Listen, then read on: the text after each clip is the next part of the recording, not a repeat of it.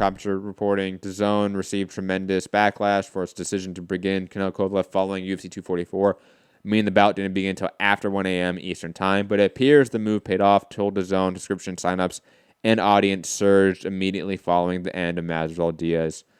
Whether or not that's true, I don't think it really matters. But that's the way it's been reported. The thing for me that's just got me like, oh my God, is the whole, obviously, I think it was like Dougie Fisher, like shout out to people on the East Coast. It's 1 a.m. over there right now. And I'm like, and? It's fucking 1 a.m. Grown ass America. What's the matter? Did you turn into werewolves or something after a certain? You were getting an hour back anyway. Your clocks went back, right? So relax. Just fucking fight night. Don't worry about it. Just sleep in tomorrow. So tomorrow's Sunday. Look, I'm not talking about the time issue. No. The production side of things. Why there wasn't, but didn't. Quickly to your point, I do think that the whole it being upset at 1 a.m. is not really what people are upset about. I think people are upset that they had to wait an hour and a half of nothing for a fight to then happen at 1:30 a.m. Yeah. That's the upsetting part. I get that. Yeah. And what one last point I was going to make? Yeah, I can't remember, but there's been a lot. But I get the whole. But yeah, that was it. Didn't one of the Canelo Triple G fights have a huge gap? Yes, they did. It was the second Canelo Triple G fight. What they did in the meantime is they show the first fight. They show the entirety of the first fight. And I'm not saying that was a smart thing to do, but that's what they did. Because what was the gap? What was the wait in that? That was like over an hour too, wasn't it? I don't want. Maybe it hit an hour. It wasn't as long as this one. This one was longer. I think it was like 64 minutes. I remember it being like just over an hour. Yeah. So maybe, not doing the whole DAZN defending, but people saying, "Oh, DAZN, what were they doing?" But with this whole fucking delay, but maybe it's a Golden Boy thing because this has happened before on a Canelo card, right? So I think. Look, maybe more cards, more live. Let me jump in because I have DAZN. DAZN has pacing issues. Full stop. However, for this sort of issue where they have this huge hour intermission when it comes to Canelo cards, maybe that is a Golden Boy issue more so. But DAZN does have massive pacing issues overall. Regardless of this hour intermission, even the rest of the undercard I felt like was slowly paced, and then the fights were short. It was just a weird pace, and that's usual for DAZN cards. Now, Gary, you have DAZN, obviously. Thoughts on the hour and a half intermission, and then maybe DAZN pacing overall, since we brought up that topic as well. I mean, the hour and a half intermission, it is what it is. I mean, I don't really mind it. I mean, I know everyone else is going to hate it, but it's like the Super Bowl pregame show. I mean, people watch that for 10 hours before the actual Super Bowl starts. You know what I'm saying? It's not that big. I know everyone's going to complain, so don't do it. But, it's not that big a deal to me personally.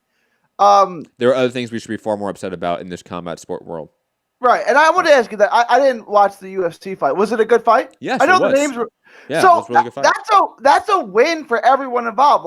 So if it was a boring fight, right, that would have sucked. But it's a win for Dana White because he got a check.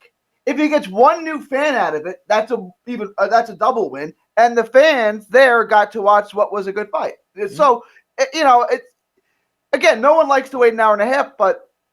At least you got something out of it, right? You got the UFC fight, which was a good fight. The fans in attendance did, not people watching on DAZN. Oh, no, we got nothing. But, I mean, if you're having a fight party, right? Like my neighbor's, my neighbor's wife, well, I guess my neighbor's wife is just my neighbor. My neighbor's from Mexico. She doesn't really care about boxing, but every time Canelo's fight, they have a huge fight party, right? So it's you don't even know, okay, an hour and a half has gone by, but everyone's talking, drinking, having fun, it's like Super Bowl party. It's you just the time just goes by. So it's to me, it's not that big a deal. But everyone likes to complain about something. So, and the fight did start late, but I don't know. To me, it's okay, well, if the World Series went into 15 innings, would you complain that the game went on too long? It's just I don't know. It's not a big deal to me. It wasn't a big deal in the Triple G fight. Showing the first fight in its entirety is hysterical. That was a ballsy move by them. People tuning in. Wait! This is just like the first fight. If you're at the fight itself, you might be like, "Hey, what's going on here?" But if they show you the UFC, but at least I have something to look at, right? Yeah. But Yeah, people people, at in, home, people in the arena were like happy. They were like happy. I think Michelle Phelps was like, check it out. Yeah. We're here waiting for the thing. Look, and sorry, I didn't mean to cut you off, Rob. I apologize. But let's be honest, the people that are really bitching about this are super hardcore, only boxing fans, and they're the 500 people on Twitter. Right? Yeah, like yeah. it's a very small vocal group. Now, I'm not saying headed up by Stephen Espinoza. Now, I'm not saying that this hour and a half was a thing that should be replicated and a thing that should be moved forward for all Canelo cards. No, I think it was a bad move, but the sky is not falling, ladies and gentlemen. Like, there are bigger issues. There are bigger issues even within this card, I would say. Look at the Esparza Estrada scoring and judging in that fight. That's a bigger issue than the hour and a half intermission, in my opinion.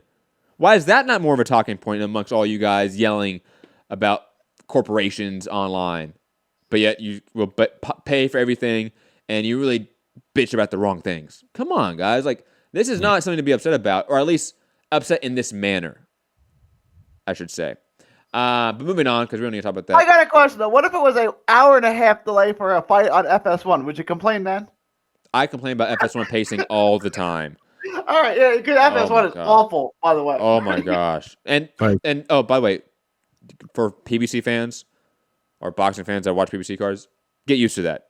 Sorry. Like, Fox Sports pacing has always been bad. But for Fox, they have commercials. At least I kind of understand that in some way. DAZN's a streaming app with no commercials. No, let's fucking hurry this shit up, okay? For example, UFC pay-per-view, they hurry shit up. The pace in the UFC pay-per-view is quick. Not just the fights, but the in-between time. They maybe do a promo, and nope, it's fights. Let's go.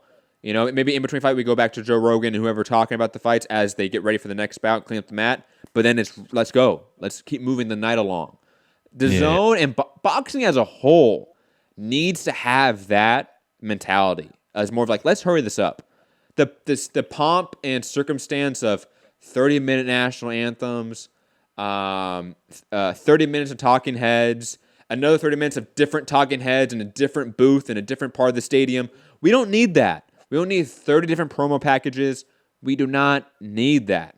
I'm sorry. If we're watching the event, you got us.